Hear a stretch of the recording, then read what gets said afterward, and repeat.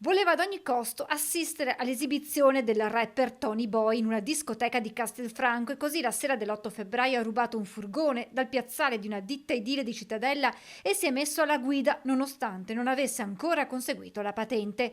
Protagonista un 17enne straniero residente nel Padovano che non aveva però messo in conto la presenza di una pattuglia dei carabinieri di Castelfranco impegnata nei controlli proprio in occasione dell'evento in programma nel locale castellano. Hanno, diciamo, visto arrivare questo furgone e nell'intimare l'alt, il ragazzo ha inchiodato, è fuggito a piedi ed è stato poi ripreso dopo un lungo inseguimento a piedi appunto da parte dei militari operanti. E c'è stata, diciamo, una piccola colluttazione dove per fortuna nessuno si è fatto male, però ecco, insomma, anche questo dà la misura, la cifra di quello che sono poi la percezione dei comportamenti messi in campo da questi ragazzi. Il 17enne è stato arrestato per ricettazione e resistenza pubblico ufficiale. Il ragazzo è stato tratto in arresto, è stato accompagnato al centro di prima accoglienza, dopodiché si è svolta l'udienza di convalida, l'arresto è stato convalidato ed è stato affidato alla comunità. Quella sera stessa, proprio all'interno del locale dove era in programma